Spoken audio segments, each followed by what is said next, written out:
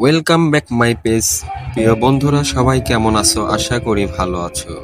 আমি আবারও চলে আসলাম ভৌতিক গল্প নিয়ে তোমাদের মাঝে। আজ গল্প বলবো আমার দুইটা বন্ধুর জীবনে ভয়ানক কিছু ঘটনা নিয়ে। চলো শুরু করা যাক মূল গল্পে। সময়টা ছিল সেপ্টেম্বর 2008 সাল। আমার বন্ধু দুইটা সাধারণ একটা বিড়ি কোম্পানিতে কাজ করত। সেখানে অন্ধকার থাকতে কাজে যাওয়া লাগতো। ঠিক এমনই এক রাতে কাজের উদ্দেশ্যে রওনা দেয় রাত 3টার সময়। সেদিন কোম্পানিতে অনেক কাজ ছিল, তাই তারা একটু আগেই বেরিয়ে পড়ে। গ্রামের ফাঁকা রাস্তা, চারিদিকে শুধু ফাঁকা মাঠ, থেকে থেকে শিয়ালের হাঁক ছাড়া আর কিছুই শোনা যায় না।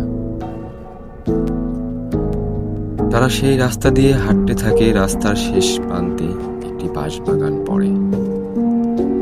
তারা হাঁটতে হাঁটতে সেই বাঁশবাগানের মধ্যে ঢুকে পড়ে। চারিদিকে অন্ধকার।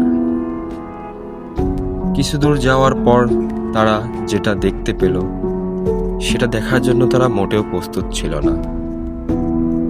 তারা বাঁশবাগানের মধ্যে থমকে দাঁড়িয়ে যায়। তাদের শরীর থরথর করে কাঁপতে থাকে ভয়ে।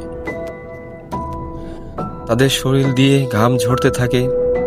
তারা দেখতে পেল কাফন পরে অনেকগুলো জিন গোল হয়ে কান্না করছে।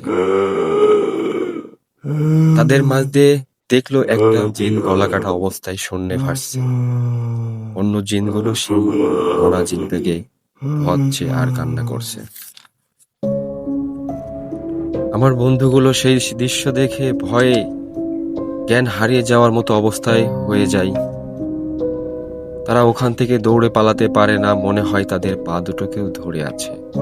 চিৎকার করতে পারে না। ঠিক কিছু সময় পর গলাকাটা জিনটা শূন্য থেকে নিচে নেমে পড়ে। তার গলা দিয়ে মনে হচ্ছিল আগুনের গোলা বের হচ্ছে। এক সময় সব জিনগুলো তাদের দিকে ফিরে চায়। কি ভয়ানক দৃশ্য!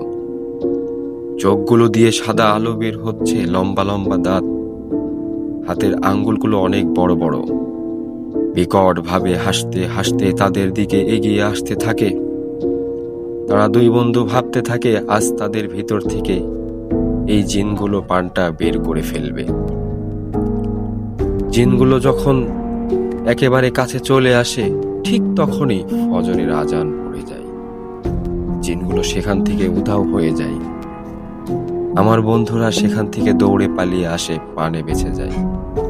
তো প্রিয় বন্ধুরা, গল্পটি কেমন লাগলো অবশ্যই কমেন্টে জানাবে। যারা এমন গল্প আমাকে শোনাতে চাও অবশ্যই কমেন্টে গল্পটি দিয়ে দিবে। চেষ্টা করবে আমি এই গল্পটি বলতে। তো যাই হোক, ভালো থেকো। ধন্যবাদ।